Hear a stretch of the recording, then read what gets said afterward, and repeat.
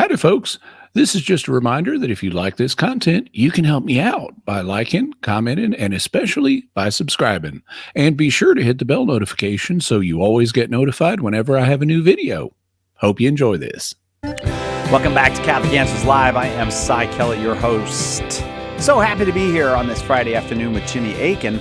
And we're doing weird questions with Jimmy Akin. And I have to tell you, even in just casual conversation with Jimmy at the breaks, I learned new words. I got a brand new word from you, Jimmy. You don't even know. Extraterrestrial? Oh, yes. You know, I've never heard that word before. And I was like, well, there we go. It's a self-explanatory word, but a really good one. Extraterrestrials. Mm-hmm. Refers to creatures from another time. Yeah. But I had, at least that I can recall, I've never heard that before. Weird questions. We get a lot of them. Jimmy loves the weird questions. You can check out his work at Jimmy Akin's Mysterious World, where he applies both faith and reason to all kinds of mysteries. And that's kind of what you do here. Jimmy, I've told you this before, but a lot of times we have other apologists on or guests on the show, and they see a question that they have no idea how to answer. And because it's got some weird aspect to it, and they'll go, that's a Jimmy Akin question. So you actually, these questions are actually called Jimmy Akin questions by lots of people. All right, let's get started again. This one comes from Kevin Kindright. Mr. Akin, I had my future told to me after I had a staring contest with a guy who had the ability to view my future life like watching a video in fast forward, pausing when he saw things he thought important. This is how he explained it to me. He was able to see all the way to my last day, something he said he hadn't been able to do with others. Not only could he see my life through my eyes, but he could also see what was going on all around me. I met him at work. Mr. Akin, have you ever heard of this type of ability before? Can you help me understand what happened and why, please? Okay, so first I'll analyze the experience in terms of what was reported to you, and then I'll have a few comments on whether likely anything paranormal was happening here. In terms of the experience itself, so this gentleman said that he was able to see your life through your eyes in chronological order in stages. Now, so this would be a form of extrasensory perception, or ESP, because he's not using his physical senses to get this information. So it would be classified as extrasensory, meaning from outside the physical senses. And so it would be a form of ESP. The effect of seeing the future, now there are three classical manifestations of ESP that are reported. They are clairvoyance, which is the ability to see distant or hidden locations in real time. Precognition, which is the ability to get information about the future, although it also has an opposite known as retrocognition, where you get information about the past. And then telepathy, which is mind-to-mind contact. So basically, in clairvoyance, you get information about another place. In precognition, you get information about another time. And then in telepathy, you get information from another mind. So you can think of them as mind to place, mind to time, and mind to mind. Okay. Well, so this would fundamentally be and then I should also add, in some cases, it's hard to pull apart those three and tell exactly which ability is being used. And so parapsychologists also sometimes refer to just general ESP or GESP. So in this case, he's reporting getting information about your future. So that would be precognition. He also says that he's seeing your life through your eyes. And that, to me at least, sounds like telepathy. So this could be a form of ESP, if it's real, that involves both precognition and telepathy. There's also another unusual feature about this, which is he sees your life progressively in an ordered sequence, one bit after another, going further and further into the future.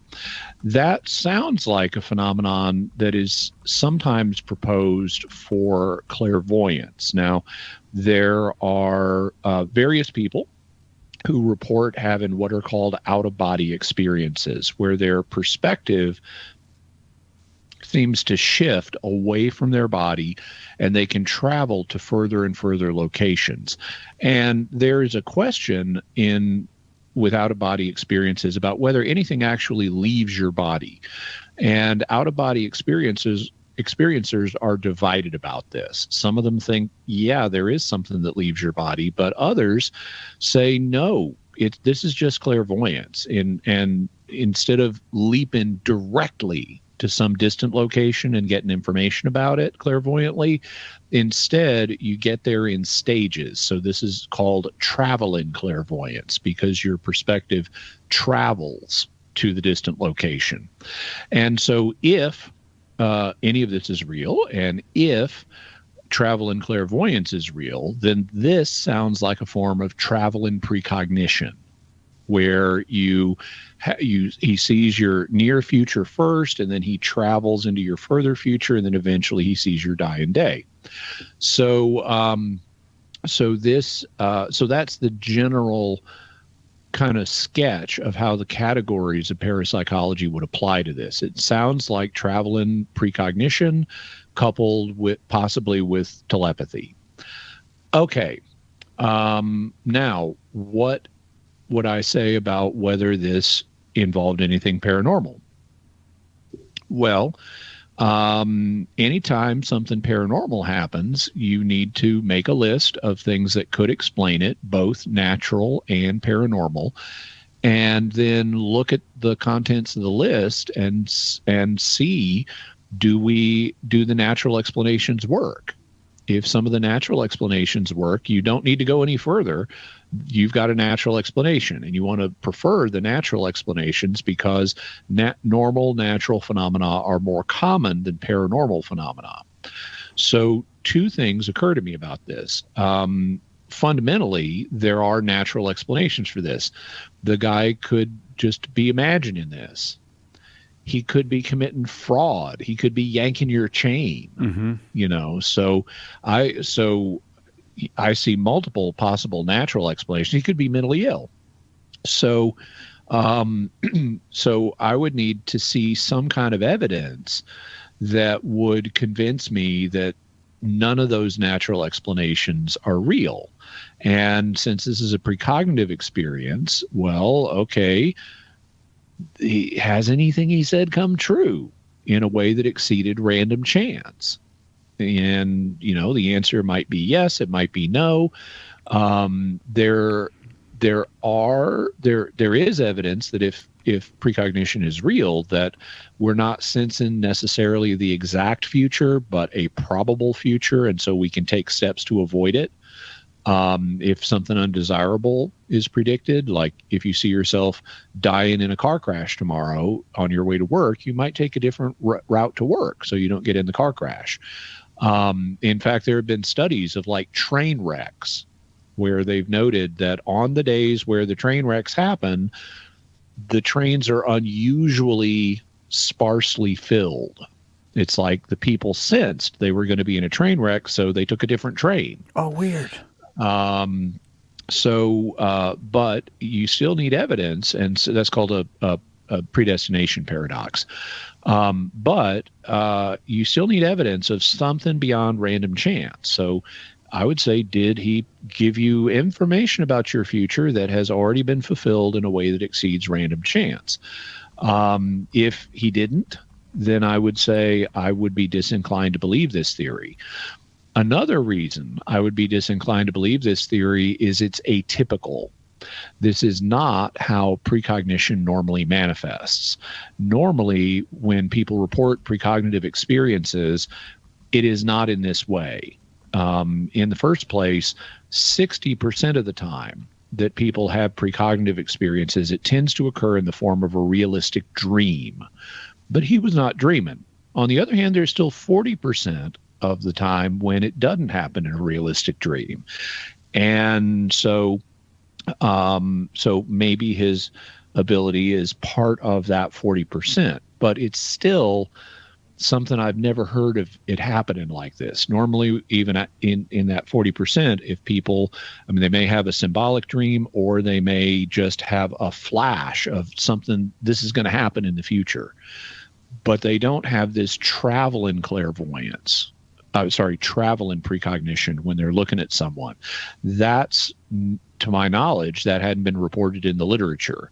It may have been, and I just haven't seen it. But as of right now, it sounds like this is an atypical experience. And generally, when people report atypical experiences, it has a natural explanation. This is also a rule that's applied in ghost investigations and things like that. If you get a client and the client reports something that sounds like it's out of a horror movie, rather than what really gets reported normally in ghostly encounters, which is not horror movie-like, you're immediately suspicious. This person may be committing fraud because they want attention or book deal or movie deal. If it deviates too substantially from what other people have reported, that's reason to be suspicious, and this seems to deviate substantially from what other people who have precognitive experiences report.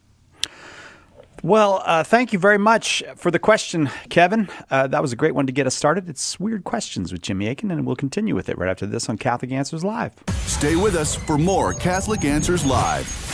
Underwriting for Catholic Answers Live is provided by Magnificat. Published monthly, Magnificat features texts of daily Mass, prayers, articles, meditations, art commentaries, and more, in step with the liturgical rhythm of the Church, on the web at magnificat.com. The most original Catholic content is on EWTN Radio. What have you always wanted to know about the Vatican? Well, I'm your Vatican insider, and I answer that question when I bring you the news about the Pope, Vatican City, and I share insights and stories from a broad spectrum of church ministries. Vatican Insider with Joan Lewis, Saturday night, 9 Eastern on EWTN Radio.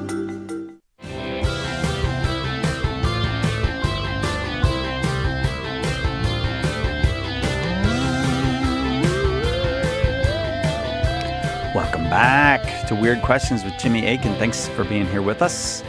Lots of weird questions lined up, and this one comes from Bethany45101. What if the priest doing Mass is really old and suddenly dies during the service? How is that handled? Well, there's a document called De Defectibus, which is Latin for on defects, meaning on defects occurring in the celebration of Mass, that was part of the 1962 Missal that actually goes into this very subject, among other defects that can happen. But having the priest drop dead during Mass is definitely a defect in the Mass. And the basic distinction is between whether he dies before or after the consecration has happened, or in the middle of the consecration. If he dies before the consecration has happened, then you can basically discontinue the Mass. It doesn't have to be completed. And so, whoever's in charge can say, I'm sorry, but we'll celebrate Mass at a later time, because Father so-and-so has just passed on. If he dies after both consecrations have happened, then you could have other people, like extraordinary ministers, complete the distribution of communion. They couldn't say the prayers the priest is assigned, but they could at least distribute communion to those who were there. The most significant case is, what if he dies after the consecration of the bread, but before the consecration of the wine? In this case, you've got one element consecrated and the other not. And canon law provides that the two elements are never to be consecrated independently, and it uses the strongest possible language in Latin, nephos. That means never, ever, ever, ever, under any circumstances, do this. So if the bread has been consecrated and the wine has, and then the priest dies before the consecration of the wine, then you have to suspend the Mass until you can bring in another priest to complete the consecration of the wine and finish the Mass.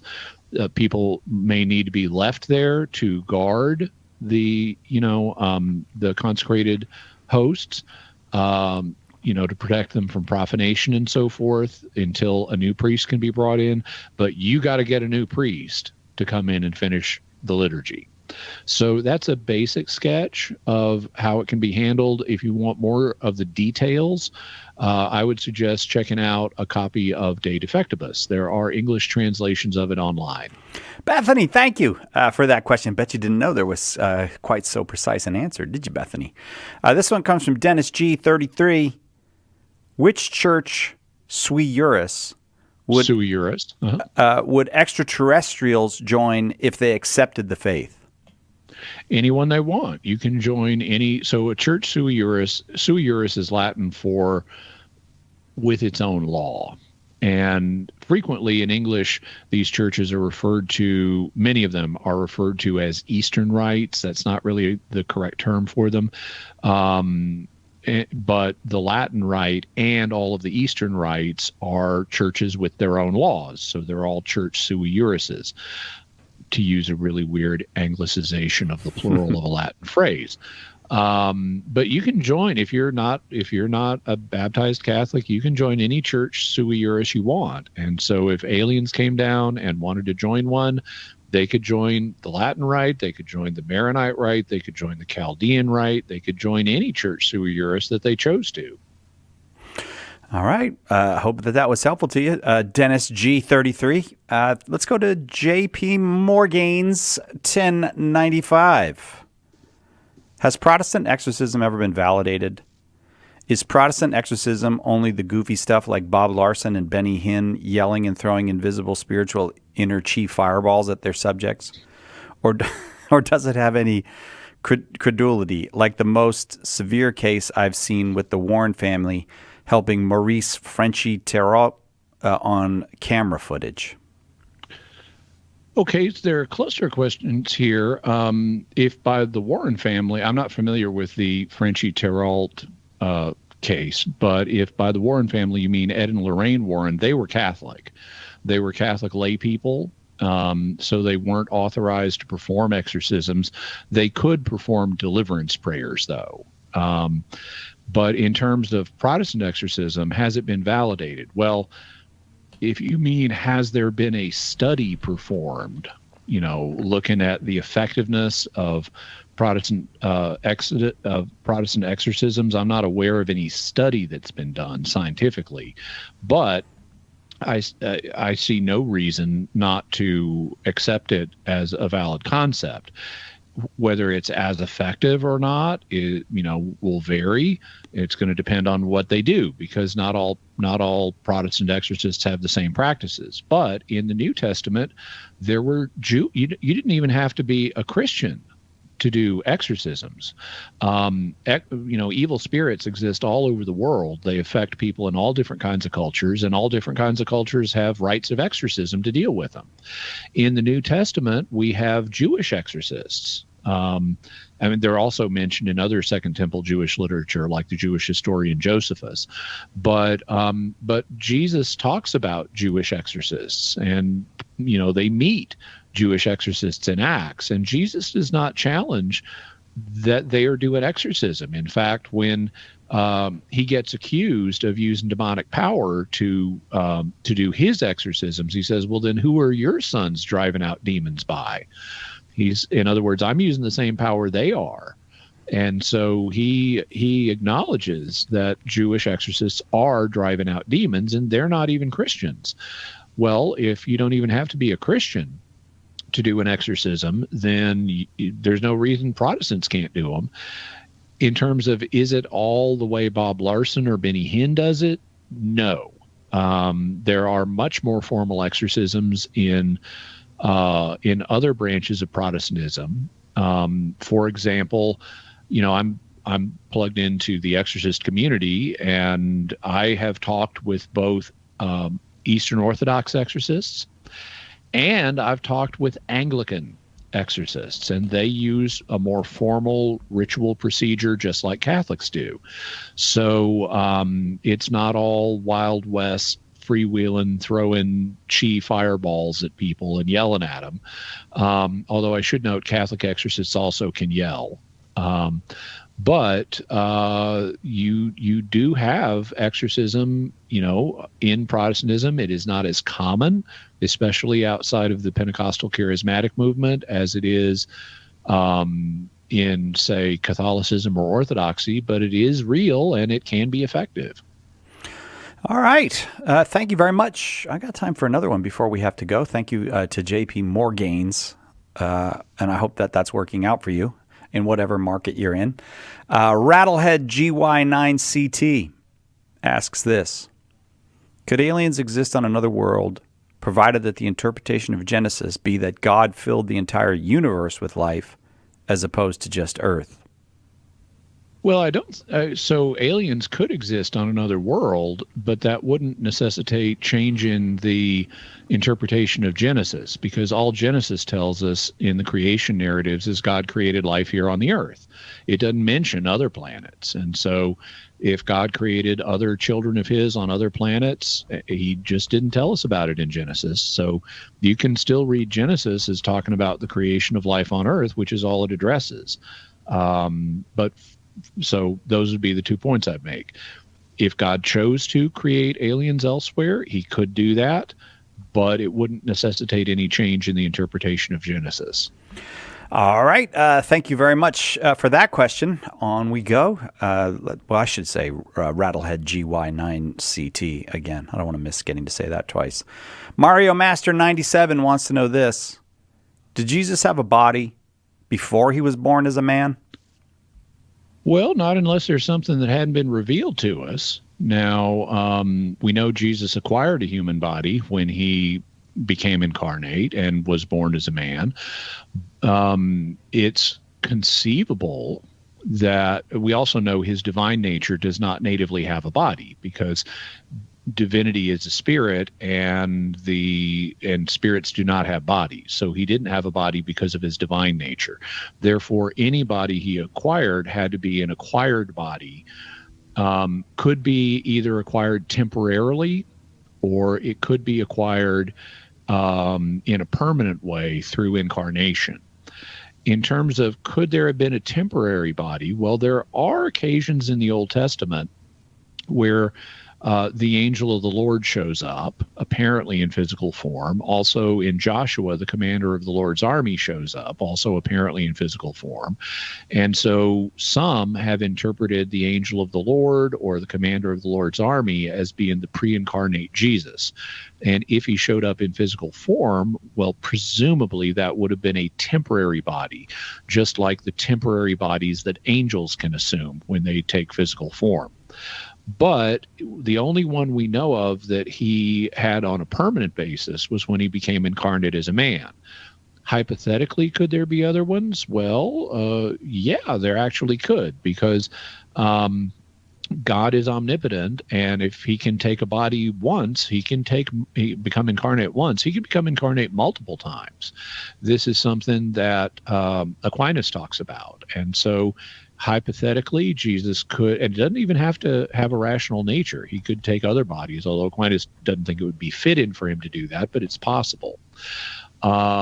So yeah, if he also incarnated elsewhere in the world before he became incarnate as Jesus of Nazareth, then he would have an additional body or additional bodies that we're simply not told about. However, because we're not told about them, we have no reason to believe in them. Just because it's a hypothetical possibility doesn't mean we've got any evidence for it. And in fact, I would say we don't have evidence for it. So I wouldn't encourage people to believe any of this stuff. But out of a recognition of God's power, I would encourage them to recognize that it is possible that he could have done this. We just have no evidence that he did do this. All right. This next question I've been wanting to get to, frankly. And Jimmy will take your questions. He takes them all seriously. S. Burton, 1971, asks this: How does Odo not turn into a pile of goo when he uses a transporter? So this is a question referring to the show Star Trek Deep Space Nine, which has a shapeshifter named Odo, whose native form is a bunch of goo. But he can mold that goo into other shapes and appear, for example, as if he's a humanoid. Well, a transporter takes you apart on the molecular level and does so really fast, but I don't see any reason why it would affect Odo, because he obviously has some way of holding his molecules in place to impersonate a human. Maybe it's a telekinetic or psychokinetic ability. Maybe it's some chemical ability. But he's got a way to freeze his molecules into a stable form. And while they're in that stable form, a transporter could disassemble them and reassemble them. So I don't see any reason why he would have to convert into goo any more than we humans convert into goo when we get taken apart by a transporter in the Star Trek universe. Thanks, S. Burton. Excellent question. Lots more questions to come. Weird ones for Jimmy Akin on Catholic Answers Live.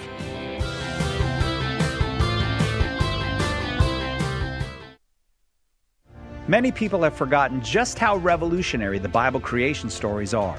But the first 3 chapters of Genesis are a powerful challenge to anyone in any generation who would undervalue human lives. In the Beginning, the new book by Monica Migliorino Miller, will take you on a fantastic journey through the first chapters of Genesis, unfolding the richness of life as God sees it. Get In the Beginning today at shop.catholic.com or ask for it at a good Catholic bookstore. When it comes to Catholic teachings about Mary, there's one question we hear more than any other. Where is that in the Bible? The answer? Everywhere. In Bible Mary, the Mother of Jesus and the Word of God, Father John Weiss opens Scripture to reveal a Mary who has been hiding in plain sight. Order your copy of Bible Mary today at shop.catholic.com or ask for it at a good Catholic bookstore near you. What was the church like in its infancy? In a word, Catholic. And Joe Heschmeyer has the receipts.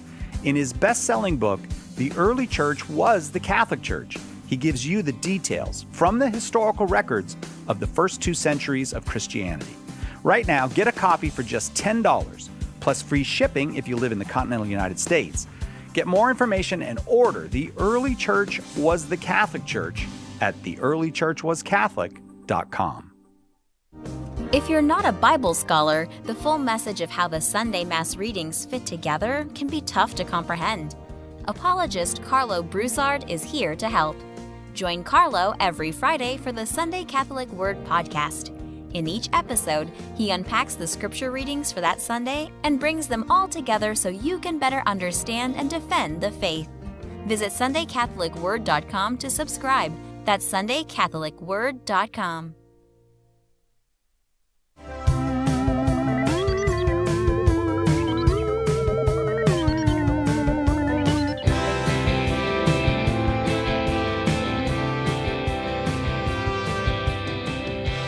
Welcome back to Catholic Answers Live. Yes, that's different music. It's because that's the weird, well, it's not weird music, but that's the music for Weird Questions with Jimmy Akin. And we've got a lot of them, loads and loads of weird questions come to us for Jimmy. Where else on Catholic radio are you getting questions about Odo in a transporter? In any media. I just don't know where you're going to get that quality of questions. So here's another one. This person's name, internet name is Ultimate Original God. If I want my child to have all sacraments of initiation at once, like in the East in the former Roman practice, how can I do that? I want to have my future children sacramentalized as soon as possible. Well, so if you want now the time so obviously baptism, that's given to all children, regardless of which Catholic Church Sui Iuris you're in. In the Latin rite, the age of confirmation varies. And so you could, for example, go down to Mexico and have your child confirmed before the age that is customary here in the United States, where it varies but tends to be older. But that wouldn't get your child Holy Communion. So what you would need to do in this circumstance, if you want to do this, is you would need to go to an Eastern Rite church where all three sacraments are given to infants, and you need to go there long enough that you don't become a member of that rite unless you want to, but you go there long enough that you can be considered a subject of the pastor of that parish. This is a difference in canon law between Eastern and Western Catholics. Here in the West, jurisdiction tends to be territorial. So you're subject to the pastor of whatever parish you live in, whether you go there or not. And that can become relevant, for example, when you're getting married. If you've been going to another parish forever, you still got to go to your territorial pastor in order to get permission for whoever you want to do the ceremony.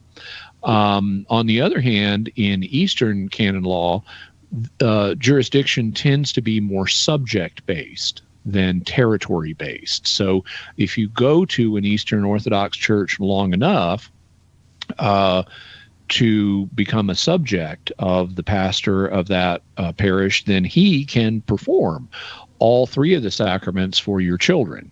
And you need to talk to him about, make sure he's willing to do that, find out how long you need to attend there and stuff like that. But that would be the way to do it. Could you then bring your child for communion below the regular age of communion to a Latin parish? Yes, you could. Because once you're initiated to communion, you have a right to communion, even if you aren't of the age that is customary in the Church Sui Iuris that you're attending. So if you have an Eastern Rite baby that has been initiated into the sacrament of the Holy Eucharist, and that baby is brought to a Latin Rite church, they're supposed to give that baby communion. Now, Eastern Rite parents who want that to happen may need to talk to the authorities at the Latin parish to make sure they understand the situation. But in principle, that baby has a right to the Eucharist once he's been admitted to it. And the same thing would be true of any child that you had admitted to the Eucharist in this way. They should give it to the child, but, convincing them of that may involve some work. And, people can be stubborn mules at times, so you might encounter some difficulties, but that's what the law would indicate. Ultimate, thank you very much for the question. This one comes from Jason. Jason Pohlmeyer. Most people get half their DNA from their mother and half from their father. I assume Jesus got at least half of his DNA from Mary, but what about the other half? Was he 100% Mary? Did God just invent 50%? Do you think God made him resemble St. Joseph? Okay, so this question comes up periodically, and he was not 100% Mary. That we can say for certain because Jesus is a man. And that means he had not just an X chromosome that he would have inherited from Mary, he also had a Y chromosome. And so even if God took a couple of ova from Mary and fused them into one so that you had a conception, or took a set of genetic material from one ova and then copy and pasted it, that would produce a female birth that would have a double X pattern. And so the absolute minimum is God would have had to come up with a Y chromosome in addition to any DNA that came from Mary. I think it's more likely that he came up with half of the DNA and that only half came from Mary and half came from God, including the Y chromosome. Do I think that God made him resemble St. Joseph? Well, this is all speculation. We don't know what St. Joseph looked like. So I have no way of assessing this, but I can tell you, if I were God, I would not do that, because the whole point of the virgin birth is to make the point, this is God's son. There was no human father. And so it would obscure that truth which is what the virgin birth is designed to communicate, if God made him look like his foster father Joseph. Because if he made him look like his foster father Joseph, that would just lead people to say, they just got together before they were married, and he's not really virgin born at all.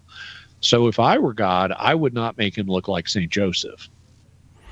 All right.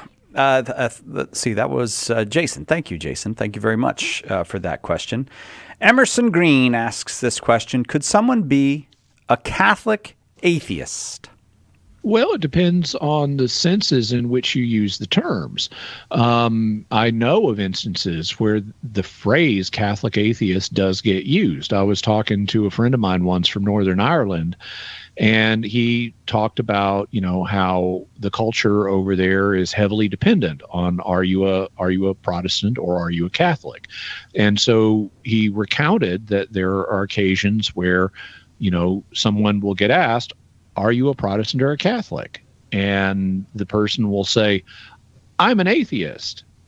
To which the person asking the question will roll their eyes and say, yes, but are you a Protestant atheist or a Catholic atheist? Because being Protestant or Catholic is not simply a matter of religious belief. It's a matter of culture and which culture you affiliate with. In the same way, you can have Jewish atheists. They're part of Jewish culture. They may not personally believe in God, but they identify with Jewish culture. And so you can have Jewish atheists. Now, in another sense, if you have someone who is an atheist, it's very hard to see how that person would not commit apostasy.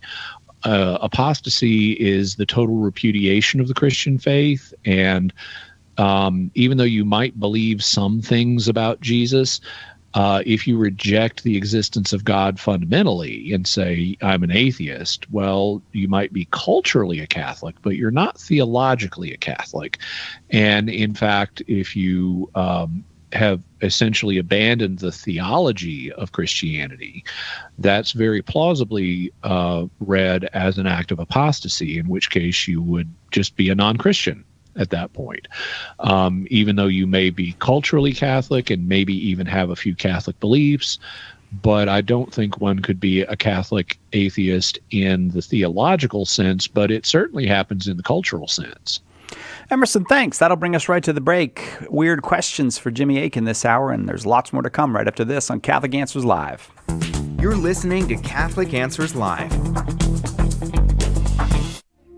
Underwriting for Catholic Answers Live is provided by Real Estate for Life. Real Estate for Life connects homebuyers and sellers to real estate agents while supporting pro-life organizations. On the web at realestateforlife.org. This is Father Ramil Fajardo. Dear friends, if we understand the power of radio, then we can understand that the gospel can be made very real, very convincing, powerful enough to send shockwaves throughout the whole country and indeed the whole world. Catholic radio is necessary in order that the gospel be sent throughout all the world, and most importantly, a convincing witness of Christ's presence here on earth. The world needs EWTN Catholic Radio, now more than ever. Who was the first Catholic in your family? Were they evangelized by a friend, a coworker, a stranger? Did you ever think that you could be that person that God uses to save a soul? And that soul could save their family, their grandchildren, and generations to come. At St. Paul Street Evangelization, a Catholic nonprofit, we train, equip, and mobilize Catholic disciples to do the urgent work of evangelization. Catholic Answers is supported in part by St. Paul Street Evangelization, streetevangelization.com.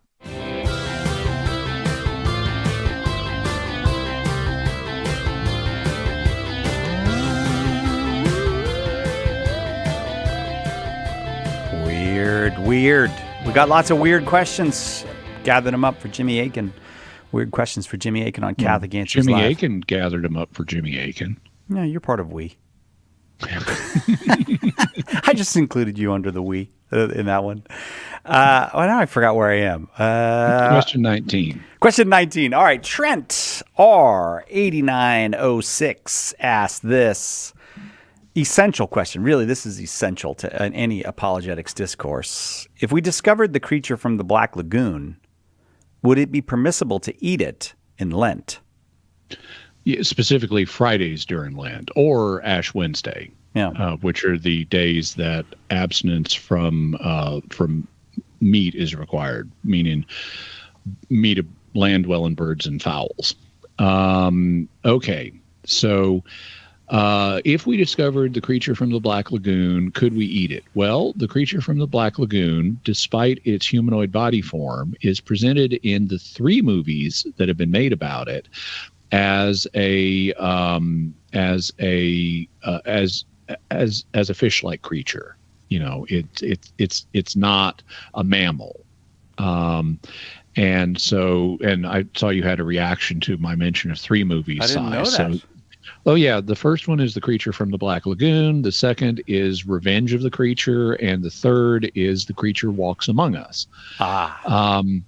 So it's either a fish or a reptile or something like that, and therefore, it's a water dweller. It's not a mammal, and so your bird, and so you could eat it, without violating the restriction of needing to avoid flesh meat on those days. A related question is, would it be moral to eat it as opposed to canonically permitted to eat it? And there we get into the question of its intelligence, because I don't think it's moral to eat creatures unnecessarily. I'm not talking about, when your plane crashes in the Andes and you're all starving. But under ordinary circumstances, I don't think it's moral to eat creatures above a certain intelligence level if you have no necessity to. So, like, I don't think you could hunt and kill a human and eat them just because you want to, the way you could hunt and kill and eat a deer, which is perfectly fine morally. So what level of intelligence does the creature from the Black Lagoon have? Well, it's been a while since I've seen the movies, but I know that in the 3rd movie, The Creature Walks Among Us, the creature is starting to mutate a little bit. He's losing some of his appurtenances, like his gills and stuff. And and his skin becomes more mammalian, and so they actually dress him in human clothes. But that's why it's Walks Among Us, because he's like blending into society now. He still doesn't have human intelligence, but it's clear he's got enough intelligence that he can tell when he's being framed for a murder, when he's being framed for a crime. And that suggests, now if you framed a dog for a crime, the dog is not going to have any idea what you're doing. If you framed a cat for a crime, the cat is not going to have any idea what you're doing. If you frame a cow or a pig for a crime, they are not going to understand what you're doing. So the creature has a significant level of non-human intelligence to be able to understand this concept. You can tell by its actions that it understands what's going on. Right. So I would say the creature is above the threshold that I would personally consider it moral to eat. To give a point of comparison, I used to eat, going out for sushi, I used to eat taco, which is not what you'd think because it's not Mexican, it's Japanese. It's octopus. And I would eat Ica, which is squid. And I liked taco and I liked Ica, but I don't eat them anymore because I've done research, and octopi or octopuses, to use the surprisingly accurate plural in English, octopus and squid are freaky smart. They're not human smart, but they are freaky smart. And they're smart enough that I just find it distasteful, to eat them, metaphorically speaking, to taste them literally. So the creature is even smarter than they are in terms of its understanding of human relationships. So I would not want to eat the creature. Then there's the fact that it's one of a kind as far as we know, and you don't want to be causing one of a kind creatures to go extinct. So I also wouldn't eat it for that reason. Trent, thank you for the question. So what I'm taking from that, though, Jimmy, is if you're flying over the Andes with the creature from the Black Lagoon, you get in a plane crash. All bets are off. Okay, yeah. all right. That part I just wanted to clarify before we moved on. This one comes from Aldegundis. If a ship of volunteers is collected to go to Mars, should the church insist on sending a bishop? Well, Cy Kellett, maybe I should throw this question over to you. What do you say? Well, I wrote a little novella about this, about a bishop from Mars called Ad Limina. So thank you for asking me. And I don't think the church would be in any position to insist, but why not send a bishop to Mars if you can? Okay. So that's your answer. Yeah. I'll provide mine. It's going to depend on how many Catholics are going to be on Mars, and it's going to depend on how difficult the trip is, how long it takes to get to Mars. If this were a once in a generation trip, if it took, 20 years to get to Mars or something, or 40 years to get to Mars, then that would, if you have Catholics who are going and they're going to need pastoral care, you need a bishop on site to do further ordinations. And if you got a really long time before another ship is going to come, then it would increase the need to have a bishop on that first colony ship. On the other hand, that's not what we're talking about. They're looking at getting people to Mars in like 2 years or something.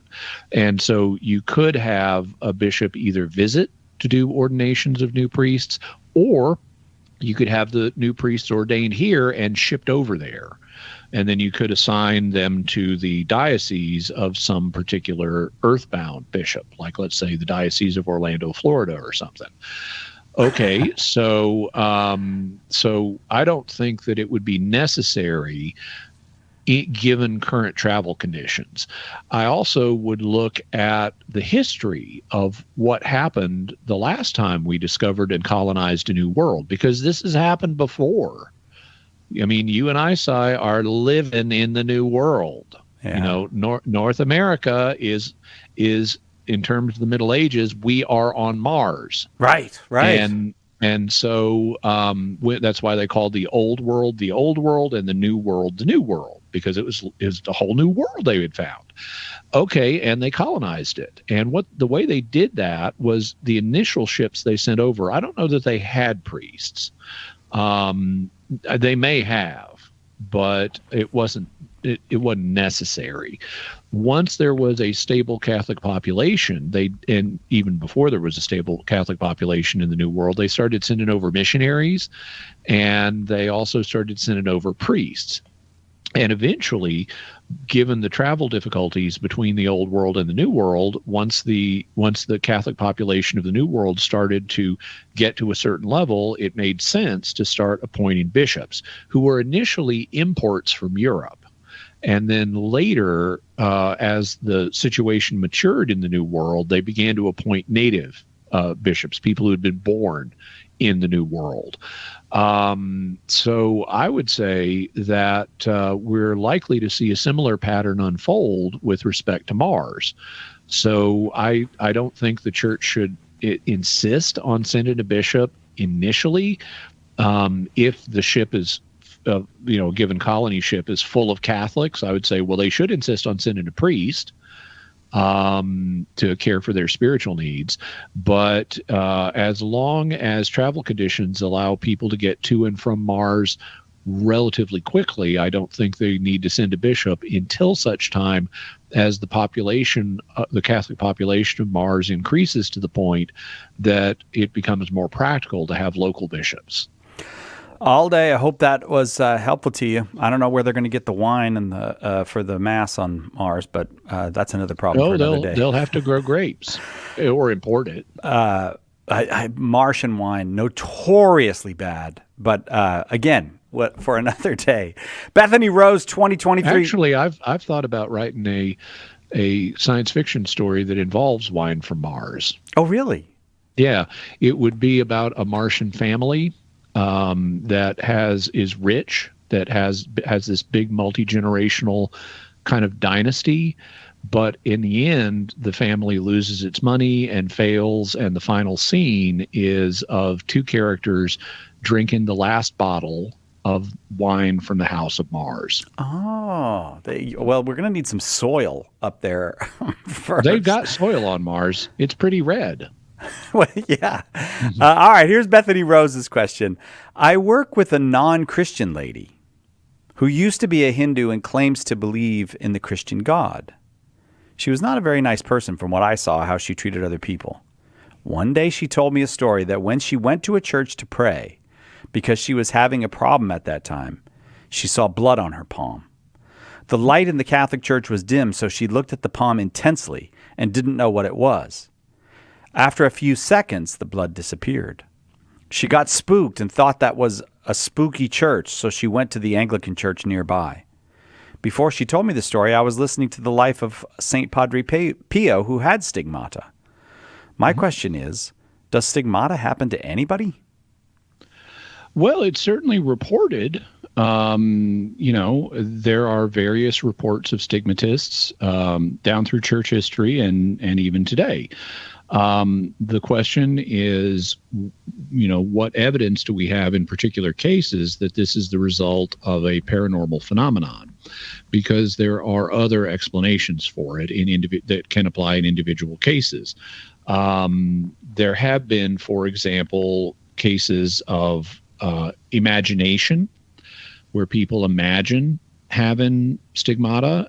And this is particularly possible in cases of invisible stigmata. So there are some stigmatists who really do manifest blood that can be seen by the senses. There are, St. Francis was one of those, St. Padre Pio was one of those, but a lot of stigmatists will say they can perceive their stigmata, but other people can't. So this is like a mental phenomenon rather than a physical one. And I don't rule out the possibility of God doing that. He can give people visions of other things. He can give them visions of stigmata. So I don't rule that out in principle as a paranormal phenomenon, but it also is open to the possibility of mental illness or imagination or fraud. Even with physical stigmata, there have been cases of fraud. I am aware of a case involving some nuns a few centuries ago, where one of the nuns was a stigmatist, and it was physical. She could show you her hands, and she was even examined. And the examiners said, yeah, it looks like she's really got stigmata. But then some other examiners came in and they scrubbed harder, and they found that her stigmata were painted on. So it was a fraud. But there are cases where this is reported. Sometimes it has a natural explanation, but in other cases, it genuinely seems to have a paranormal explanation. There also may be cases where the power of self-suggestion causes skin to burst in a way that even though there's no obvious cause, it's still a psychological cause, but it happens to someone. That their skin bursts in a way that the stigmata appear on them. So it does happen. In terms of the Hindu lady that you mentioned, I'm glad that she says she believes in the Christian God. Actually, people don't realize this, but about 90% of Hindus are monotheists. They may talk about multiple gods, but most of them on surveys either say there is really only one God, or there may be multiple manifestations of the one God, but they're monotheists. And they would, many of them include, so the Christian God is God. He's the true one God.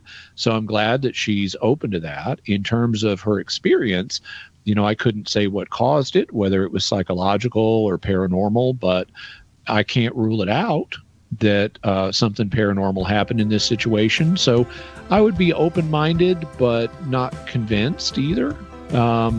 It's an interesting experience, and with no ability to investigate it, I would say that's very interesting. And I don't know whether it's genuinely paranormal or not. It could go either way.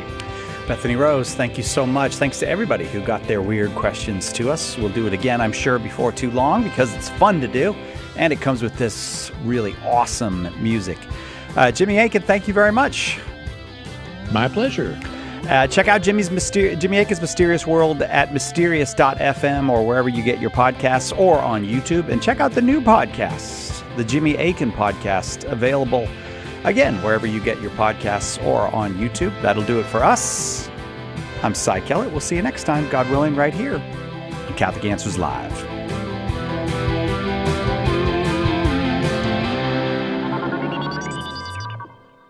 And before we go, just one more reminder that if you like what you've watched, you can help me out by liking, commenting, and especially by subscribing. I'm trying to grow my channel, and I'd really appreciate your help. Thank you, and God bless you.